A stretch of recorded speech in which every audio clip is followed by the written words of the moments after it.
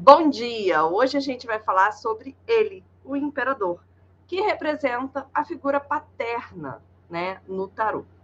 Quem é o imperador? Você vê que ele é um homem mais velho, ele tem essa barba, ao contrário da imperatriz, ele não é um mocinho, né? Ele já é um cara que está aí na sua meia-idade.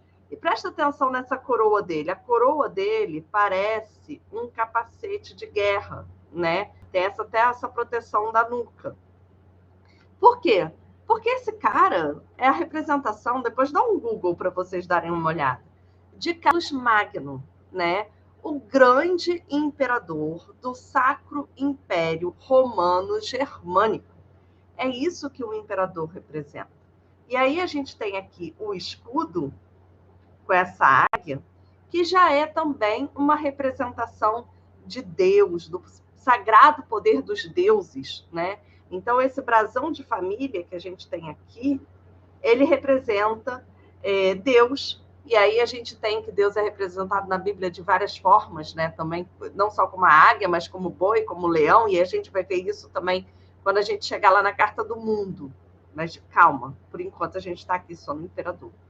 Então, a gente tem esse homem, que é o mais poderoso da Europa durante um período, que é o Carlos Magno.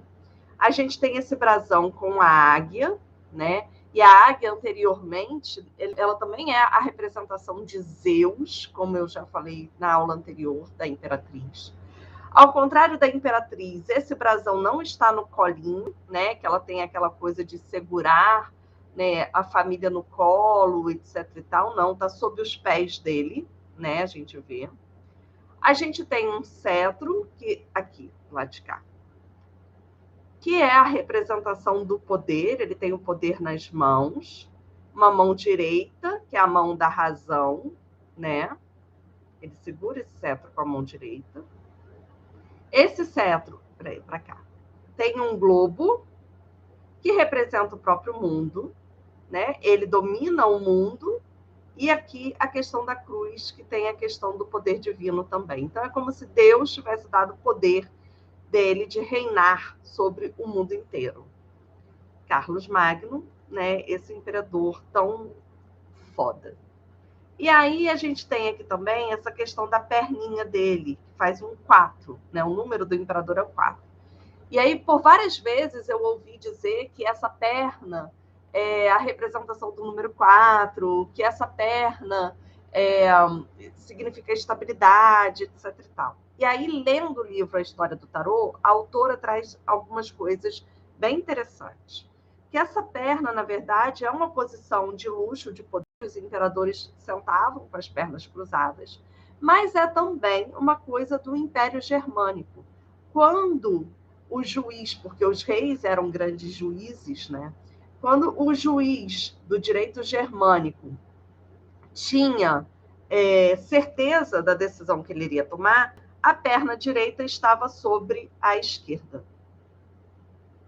E quando ele não tinha certeza, era ao contrário. E aí ele fazia um movimento diversas vezes, primeiro da esquerda para a direita, depois da direita para a esquerda, para poder mostrar essa indecisão, né? Mas quando ele tinha certeza da decisão a tomar, a perna direita estava sobre a esquerda. Ou seja, quem é esse imperador? É uma pessoa com muito poder, Carlos Magno, que domina o mundo. Ele olha para o passado. Opa, para cá. Ai, meu Deus, é tão difícil fazer as coisas invertidas, mas vamos lá. Ele olha para o passado, né, para a esquerda. Por que ele olha aqui para o passado? Porque o poder dele, né, vem da hereditariedade, vem do passado, vem dos ancestrais dele. Não é como a imperatriz, que olha para o futuro, porque o poder dela vem do bebê que ela está carregando, né? Ele não. Ele pegou esse direito de reinar, esse poder dele, das gerações anteriores, né? Ele é um descendente desse poder divino dos reis. E aí a gente tem esse capacete, que a gente vê que é um cara que foi para a guerra, né? Esse imperador, ele venceu batalhas, então a gente sabe que quando o imperador sai, a gente vence as batalhas, porque ele conseguiu vencer, ele conquistou um império, é uma carta positiva, né? Ele conquistou um império, ele tem tudo sobre o domínio dele, inclusive até a própria família, né? Ele tem um mundo, ele tem poder sobre o mundo, ele consegue fazer boas decisões, ele tem certeza do que ele quer, né? Então, basicamente é isso, é uma carta muito positiva que vai falar para você, tome as decisões, faça o que tem que ser feito, né? Tenha disciplina, porque o Carlos Magno ele é tido como pai, né, da Europa durante um tempo. E por isso também é a representação da figura paterna. E o que um pai exige da gente? Exige responsabilidade, disciplina, comprometimento.